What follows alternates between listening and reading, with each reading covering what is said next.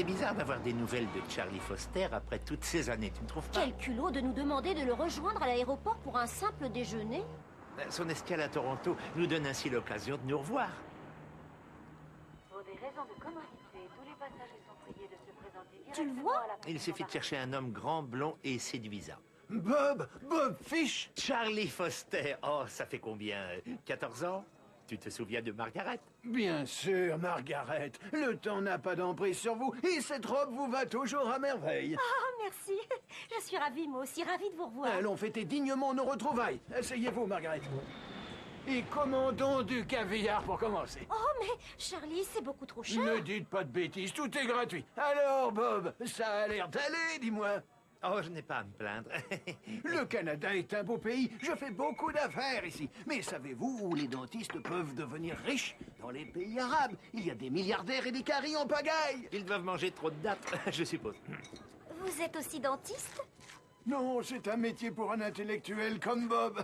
J'ai arrêté mes études pour rejoindre l'entreprise familiale. Nous produisons du matériel médical, entre autres choses. Ça doit être une entreprise florissante. La marge bénéficiaire sur la misère humaine est absolument énorme.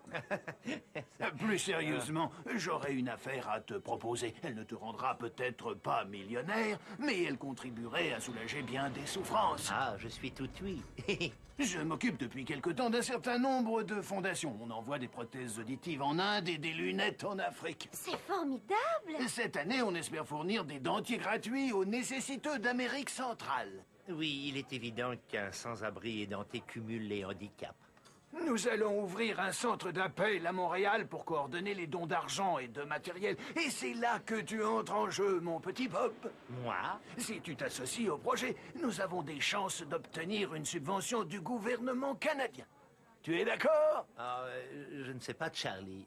Margaret, On t'offre l'occasion de faire une bonne action. tu as raison.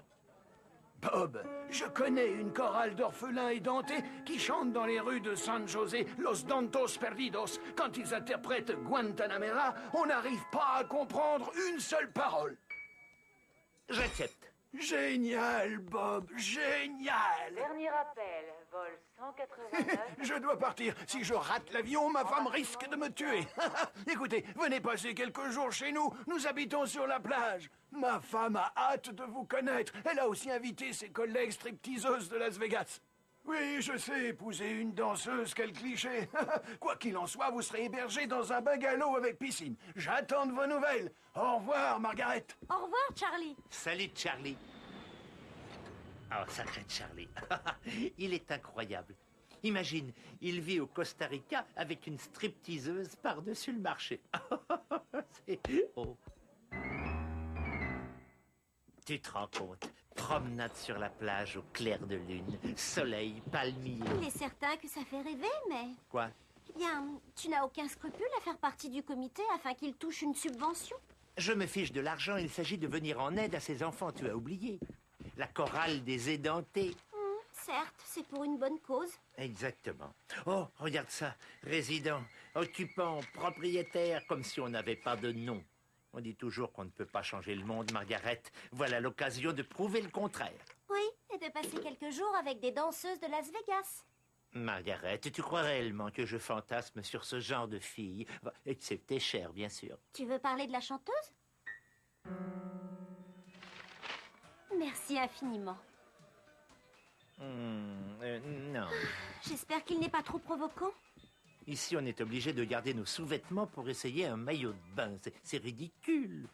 Comment peut-on savoir si ça nous ira? Est-ce qu'on porte son caleçon sur la plage? Et l'hygiène alors? On avait le même règlement en Angleterre. Ah bon? Depuis qu'on est rentré dans la communauté européenne. Ouais. Quand on sait que les Européens ne portent pas de sous-vêtements, cette mesure reste un mystère. Tiens, je vais essayer celui-là. Bonjour Peggy. C'est moi, Margaret. Margaret Fish, la femme de Bob. Ah oui. Alors, vous partez en vacances? Vous avez de l'argent à dépenser? Oh non, pas tant que ça, vous savez. J'essaie d'aller au soleil chaque hiver. L'année dernière, j'ai eu la pire relation sexuelle de ma vie, à Cuba. Enfin, la pire, vous voyez ce que je veux dire. Oh oui, bien sûr. C'était avec un vendeur de cravates que j'avais rencontré à l'hôtel lors de la soirée karaoké. Après avoir écouté son baratin, je lui ai dit « Écoute, mec, tu partiras pas tant qu'on n'aura pas fait ce qu'on a à faire. » Oh là On là. a commencé à se ploter, on était très excités quand il a fallu se dessaper. Vous voyez ce que je veux dire? Oui, très bien. Tandis qu'on enlevait nos fringues, j'ai remarqué qu'il portait un maillot de bain ridicule. Vous voyez le genre? Tellement moulant qu'il laissait pas de place à l'imagination. Encore sur un pompier de 22 ans, d'accord, mais sur un vendeur de cravates, la quarantaine bien tapée. Et voilà. Ah, pas mal, il n'existait pas en jaune?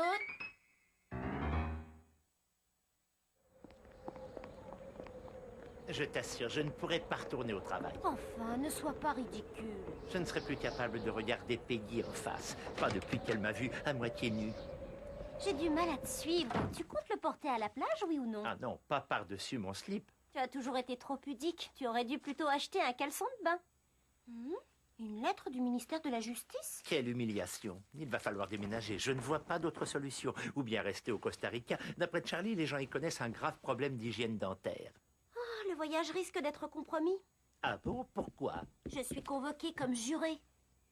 Enfin, c'est absurde. Moi qui me réjouissais à l'idée de partir en vacances. Il faut te sortir de ce traquenard. Oh, j'ai trouvé. On n'aurait qu'à dire que tu souffres de déficience mentale. Mais ça va, je te remercie.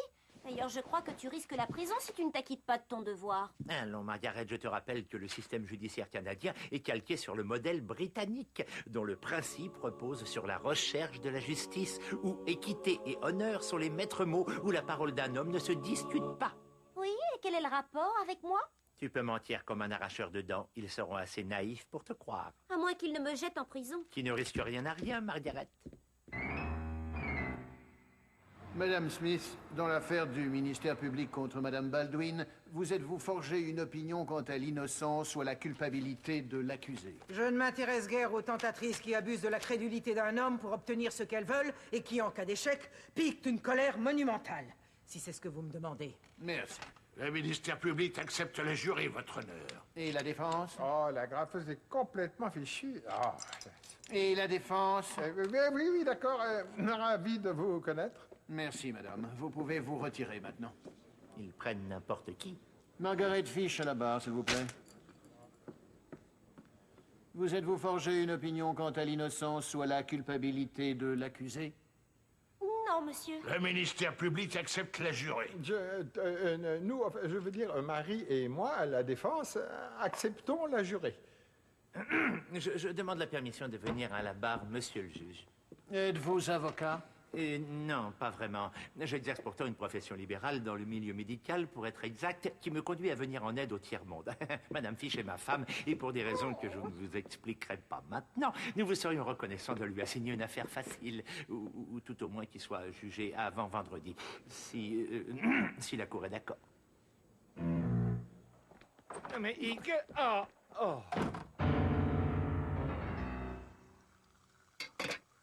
Docteur Fish, Peggy, qu'est-ce que vous faites ici? je travaille avec vous. Ah bah oui, bien sûr. Non, je voulais dire... Écoutez, faut pas vous sentir gêné parce que je vous ai vu tout nu. Non, presque nu, pas entièrement nu. Non, vous ne m'avez pas vu tout nu. Mais vous savez, ça n'a aucun rapport. On est entre adultes, on a tous les deux déjà vu un corps dénudé, n'est-ce pas? Non. J'ai quelques scrupules à ne pas vous avoir parlé de mes projets de vacances. Pourquoi? J'en ai rien à fiche que vous preniez des congés. Il se trouve que je dois m'absenter seulement pour des raisons professionnelles. Au fait, vous vouliez me dire quelque chose tout à l'heure? Vous avez reçu une lettre. Et puis vous avez un appel longue distance sur la ligne 2. Quoi? Longue distance? Vous auriez pu me le dire plus tôt. Ouais, mais vous étiez embarrassé parce que je vous avais vu à poil. Non, vous ne m'avez pas... Ah, bon, d'accord, vous m'avez vu à poil. Tout le monde m'a vu à poil. Je me suis promené à poil dans tout le magasin pour montrer mes fesses. Et tenez-vous bien, j'y ai pris du plaisir. Jamais je ne m'étais senti aussi vivant. D'ailleurs, je vais me déshabiller tout de suite. Tout Jésus! Allô, ici Bob Fish, j'écoute. Bob, c'est Charlie Foster. Charlie! Quelle surprise! Je t'appelle parce que je suis en compagnie du ministre du Développement du Costa Rica qui va nous allouer une subvention pour engager et former le personnel nécessaire à la fabrication des dentiers. Mais nous devons leur prouver, en gage de notre bonne foi, que le centre d'appel est opérationnel. Comme tu es la seule personne qui soit sur place, nous voulons que tu signes le bail que je t'ai envoyé. Tu me le rapporteras quand tu viendras me voir. J'y ai joint un chèque correspondant à une année de salaire. Oui, je l'ai reçu. Tu es très généreux. Signe le bail et saute dans le premier avion pour le Costa Rica. Une voiture t'attendra à l'aéroport. Sylvia meurt d'envie de te connaître. J'arrive. Donne-lui le bonjour.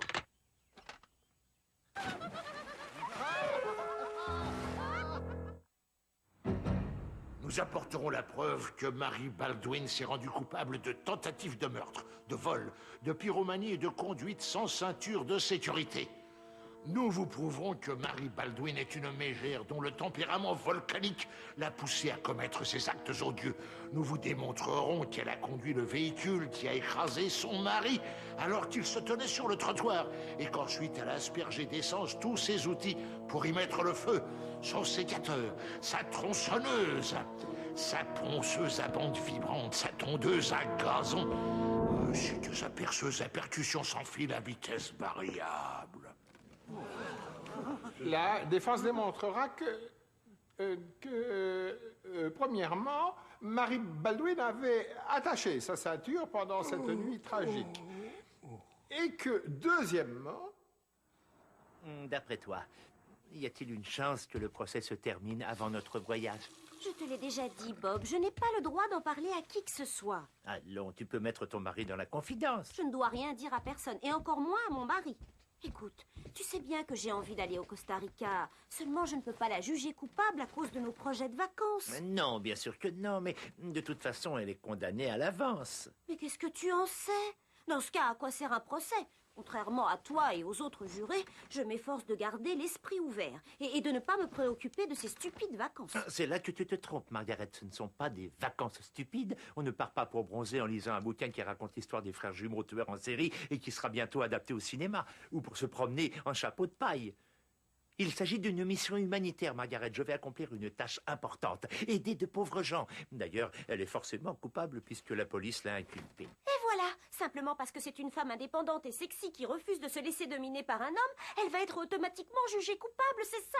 Je ne la trouve pas spécialement sexy. Elle ressemble à une femme de ménage. Oh, je préfère dormir. Oh, comment vas-tu trouver le sommeil avec toute cette histoire?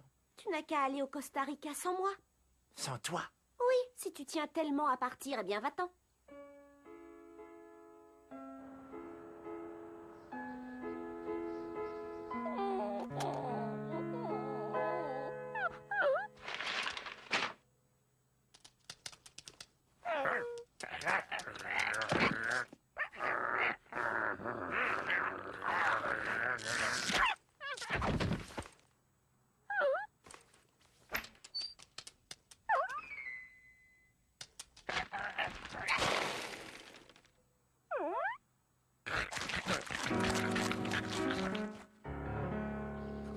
Je dois acheter les billets aujourd'hui, Margaret.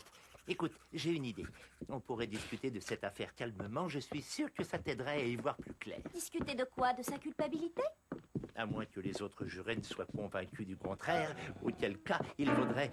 Oh, bon sang, mais que s'est-il passé ici? Je dirais que les chiens étaient tellement affamés qu'ils se sont servis du haut de mon maillot de bain comme d'un lasso pour ouvrir la porte du placard et se jeter sur les croquettes. Voyons, Margaret, nos chiens ne sont pas des cow-boys. Exactement. Aussi, cher membre du jury, il ne peut s'agir que de Bob Fish, qui, j'en suis intimement convaincu, s'est levé dans la nuit afin de répandre des croquettes sur le sol de la cuisine pour des raisons encore inconnues. Je n'ai rien à ajouter. Qu'on le pende. Oh, ce n'est pas drôle, Margaret. Ah bon? Alors tu n'es pas venu ici en pleine nuit? Tu n'as pas ouvert le placard, ni éventré un paquet de croquettes pour le répandre sur le sol, selon une espèce d'étrange rituel nécessitant un maillot de bain pour femme? Hein? Non, mais enfin, Margaret, c'est ridicule. Évidemment, c'est ridicule. Mais maintenant, tu compatis au malheur de Mary Baldwin, qui est jugée avant même qu'on ait prouvé sa culpabilité. Tu te moques de la justice, tu te fiches de savoir ce qu'elle a fait ou pas fait du moment que tu vas au Costa Rica. Distribuer des dentiers aux déshérités, Margaret, ne relève pas de la frivolité, que je sache. Je serais sans doute fait chevalier. Chevalier? Si tu crois qu'on va te décerner un tel honneur, alors là, tu te mets le doigt dans l'œil. Non, peut-être pas chevalier, en tout cas officier de l'ordre de l'Empire britannique. Il faut que j'aille au tribunal. Il se peut qu'à ton retour, je sois déjà parti. Non.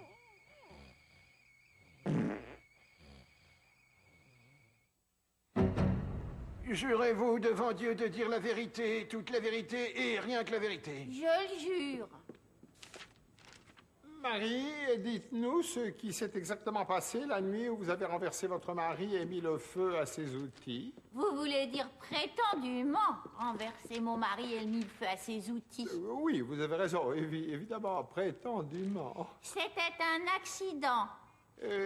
Est-ce vrai que votre mari sculptait une stripteaseuse en glace avec ses amis pour le carnaval d'hiver et qu'il vous avait réclamé de l'argent pour s'acheter une bière? Oui. Ça veut dire non? Non. Oh, donc c'est un oui? Mais j'ai refusé parce que mon père me dit toujours que l'alcool et la tronçonneuse ne font pas bon ménage. Il est né en Saskatchewan. N'est-il pas non plus vrai que... Pas non plus vrai. Aussi vrai, si vous préférez, n'est-il pas non plus vrai à le même sens que est-il aussi vrai? N'est-il pas vrai? Oui. Je le savais. Bien. Alors, vous êtes sorti de la maison et vous l'avez vu empiler ses affaires sur le trottoir car il voulait les mettre au mont-de-piété. Vous avez sauté dans votre voiture en état de choc tel un zombie.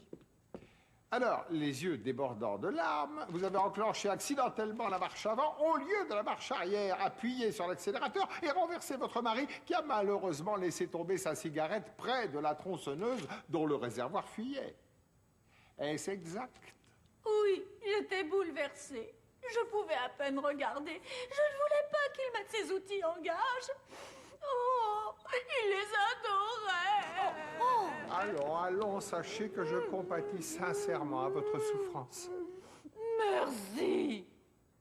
Votre mari était nu lorsque la police l'a trouvé sur le trottoir. Il leur a dit qu'il prenait un bain lorsqu'il vous a vu mettre le feu à ses objets personnels.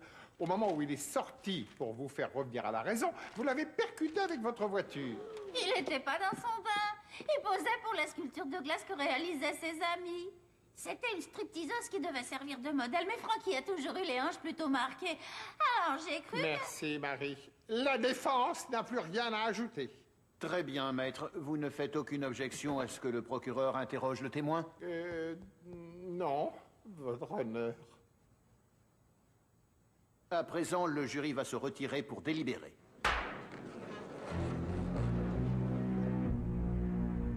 Qu'est-ce que vous dites de ça? Ah, comme la dernière fois. Coupable 9 voix, non coupable 1 voix. Oh non. Allons, madame, j'ai un travail qui m'attend et je ne tiens pas à revenir demain. Mais moi non plus, figurez-vous. Et si ça peut vous consoler, j'ai dû renoncer à mes vacances sous les tropiques, et ce à cause du procès. Bon, d'accord. Écoutez-moi. On va faire un dernier petit tour de table et on pourra rentrer chez nous. Écoutez, il se peut qu'elle soit coupable. Je n'en sais rien. Par contre, je suis sûre que son avocat est un incompétent. Elle n'a pas eu droit à un procès équitable. Oh, et voilà que le juge nous enferme ici pour qu'on décide de son sort. On ne peut pas rester assis et penser à ces petites affaires ou au programme télé qu'on est en train de rater. Oh, bien sûr, si on la condamnait tout de suite, on serait plus vite rentré chez nous. Et dans ce cas, pourquoi ne pas non plus la déclarer innocente? Mais ce ne serait pas juste. Et en tant que membre du jury, on a tous prêté serment pour lui assurer un procès équitable.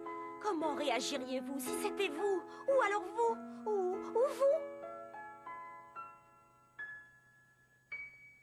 Qui veut une pizza pour dîner? Vous n'allez pas non plus nous prendre la tête là-dessus, j'espère.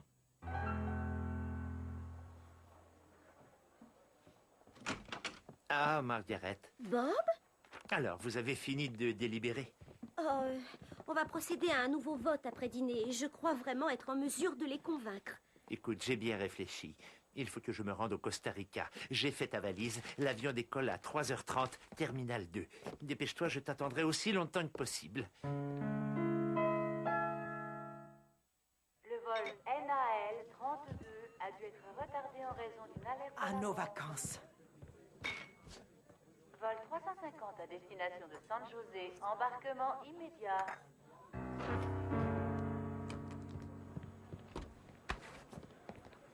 Bob! Margaret! Oh, Bob, je suis désolée. Oh non, Margaret, c'est moi qui m'excuse. Je me suis montré égoïste. Je ne veux pas partir au Costa Rica sans toi, Margaret. Je risquerais de m'ennuyer. Bien sûr, il y aura ces stripteaseuses qui barboteront dans la piscine, vêtues de Dieu seul sait quoi, mais... Bob. Non, Margaret, je sais ce que je dis. Je préfère encore rester à Toronto avec toi que partir au Costa Rica sans toi. Comme tu es gentil, Bob, mais ce n'est pas nécessaire. De quoi parles-tu? Nous avons fini. À l'issue du vote d'après-dîner, nous l'avons tous acquitté.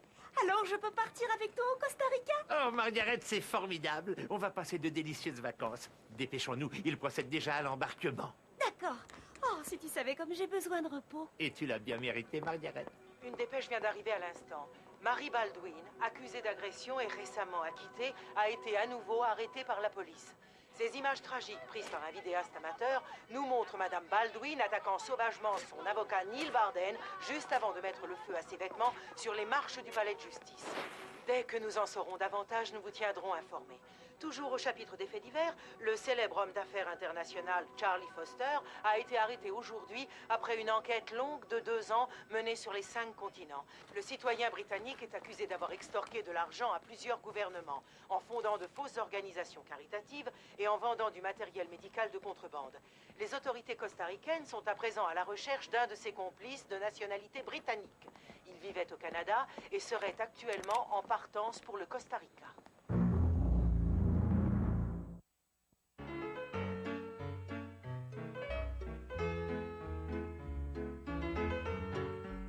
Ramdam, Oui. 2 épisodes du lundi au vendredi 18h30 ou midi. Cool.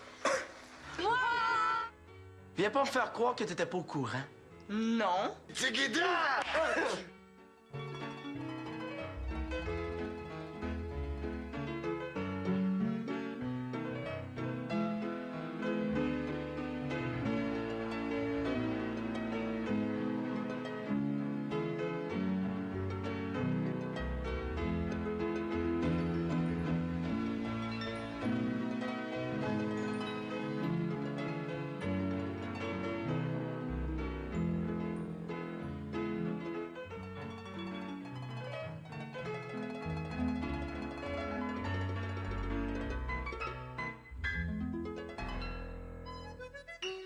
Mm-hmm.